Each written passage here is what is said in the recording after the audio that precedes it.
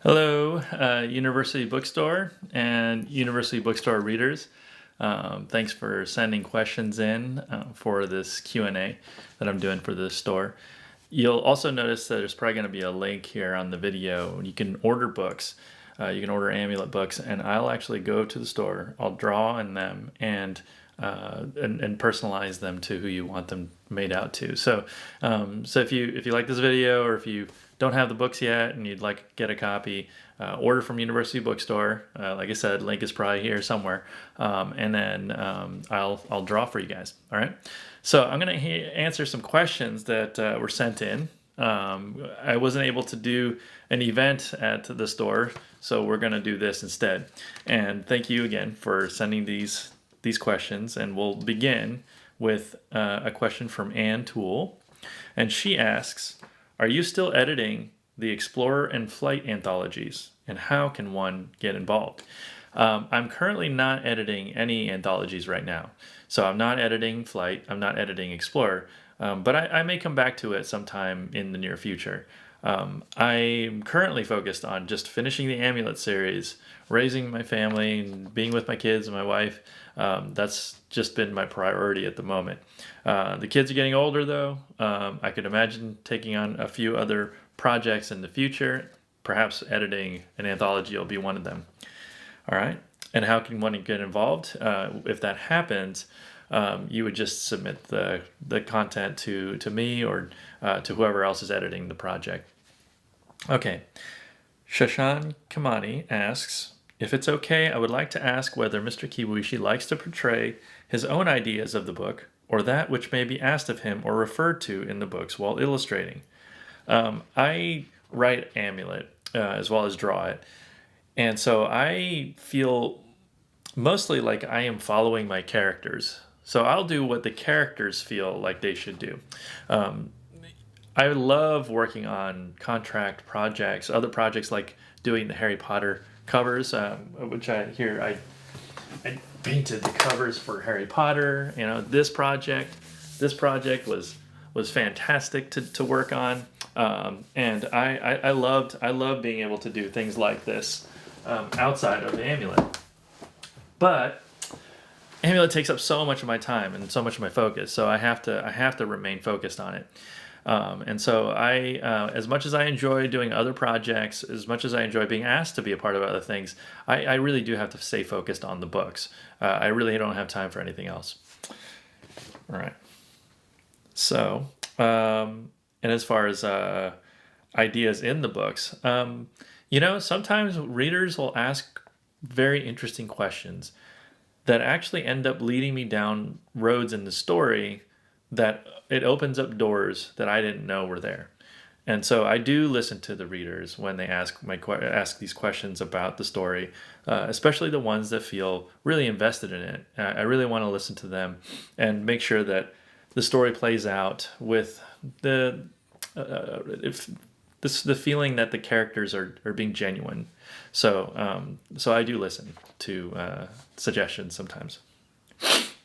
So Tito W. James asks, "When developing a series like Amulet, is it smart to create a self-contained pitch piece or mapping things out over multiple volumes? What is wisest for pitching to publishers?"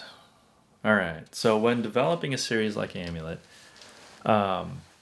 it's mostly research. That's a lot of the work that I do.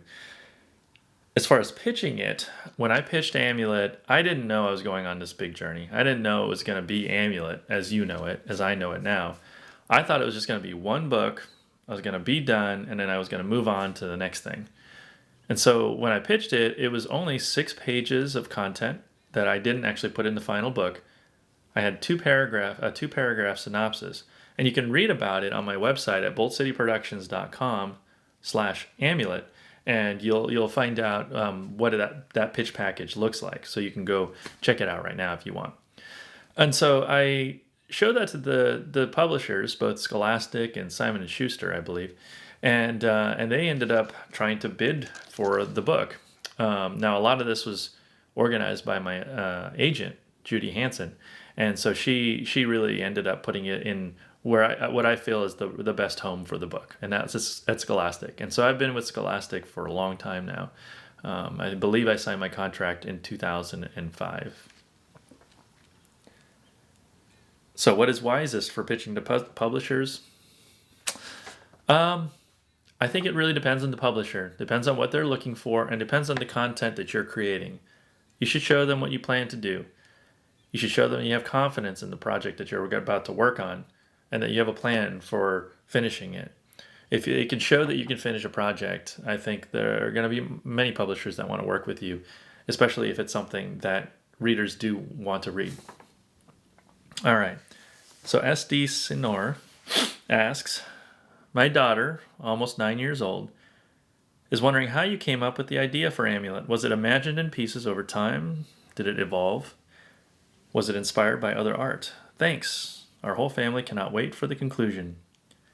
All right, so was Amulet imagined in pieces over time? I guess you could say that's true. I think I did imagine it in different pieces, though I did see the overall frame of the story.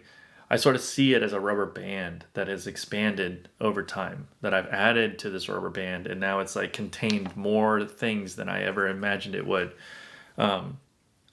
So that's how it evolved. It evolved by growing, but we're gonna find our way to the same ending I always imagined at the very, very beginning of this project. And it's something I told my assistant, my publisher. They know what I had planned for the ending, and I even showed them sketches for what I planned to do.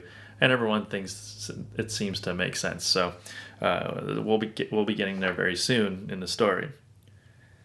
So was it inspired by other art? I was very inspired by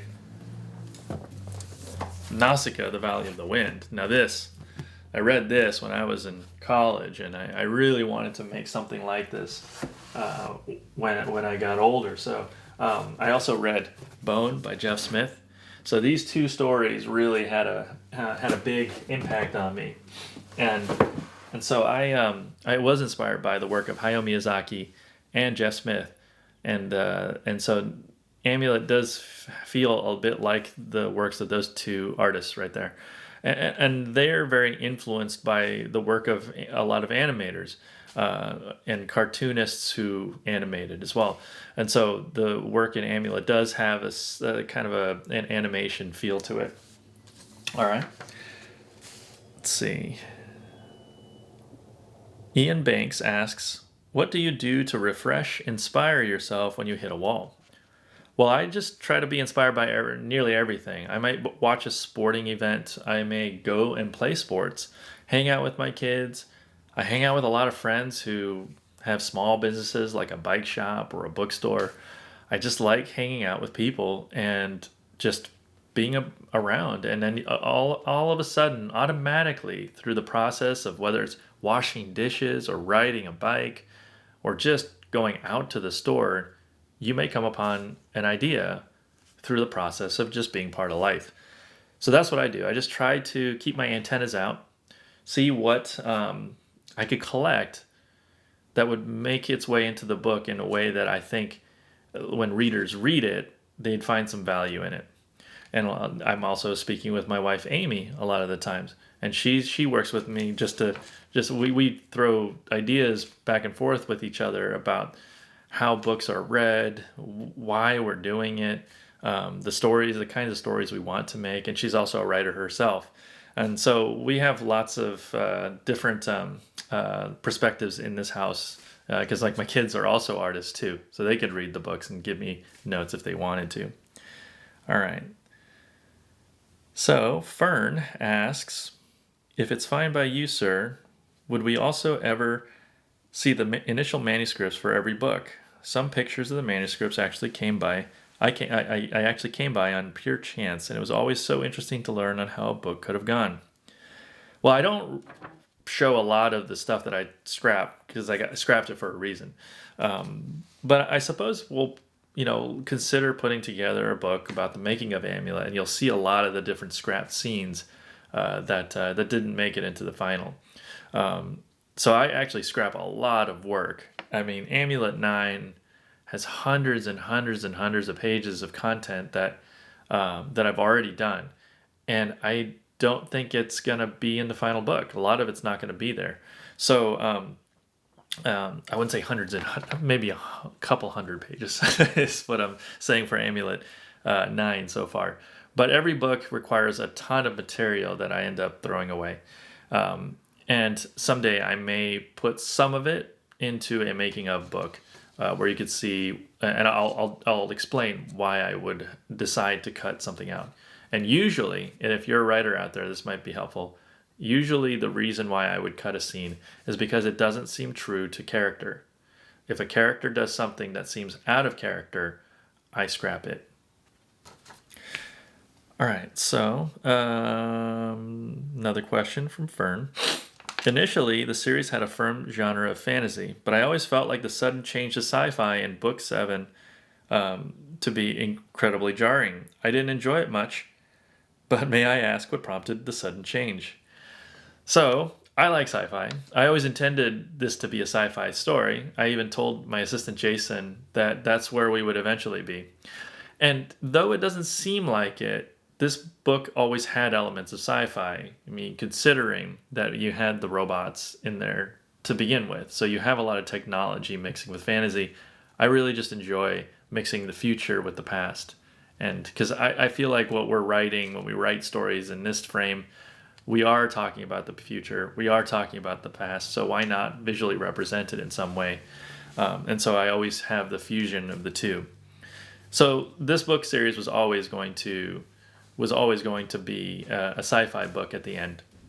So, second question is, what do you mindlessly doodle when you're bored? I don't know, if I do any mindless doodling, it's probably a bunch of cubes. I will draw a bunch of squares, these cubes that just float around in space, and it gives my brain a chance to practice drawing things in 3 dimensions. And so it's like turning my brain into a 3D art program. So cubes, that's probably what I would end up drawing mindlessly. What advice do you have for kids who want to be artists when they grow up? Well, the best advice I can give any artist is that you have to have a vision for not just the work you're going to do, but for for yourself as well, your career, and for the long arc and the long trajectory of the career that you're going to have. And by vision, I mean being able to see a few steps farther than just the steps in front of you, seeing things beyond the immediate, being able to see the forest from the trees, knowing that you're in the forest while you're moving through the trees. And in order to do that, I recommend people to pace themselves well and figure out a good pace for their workflow, the life that they want to lead. And so you'll just constantly be making your way through the forest. A lot of artists react to negative feedback early on. Maybe they see that they're not as good as they thought they were themselves, and they'll stop working because they don't think they're going to get better. But the truth is, it only requires a commitment of your time and energy to get better at pretty much anything. And so if you have a vision for yourself to be able to create the kind of things that you would like to see in this world, just commit to it and you'll eventually get there. And it's going to be a difficult and painful process, and a lot of people aren't going to understand what you're doing. But if you commit long enough, you'll see the fruits of your labor and your decision and your commitment. So I would just say, be able to have a vision for yourself in the future. Try to meet that vision when you can, and just keep moving forward despite what people say. Okay? So just don't give up is what I'm saying. And I think that concludes the questions, the Q&A for University Bookstore. They're located in Seattle, in the University District, one of my favorite stores in the area. They've been very supportive of me for years and years. And so I'd love to be able to give back to them. So please support them. Maybe subscribe to their YouTube. You could purchase books from them. They have anything you'd ever want. And if you purchase any of my books, I will go to the store and personalize and draw a picture for you guys and sign it. before they get it to you. So thank you very much, and this was enjoyable. I hope you guys have a good summer, and I'll see you guys at the bookstore. All right, bye.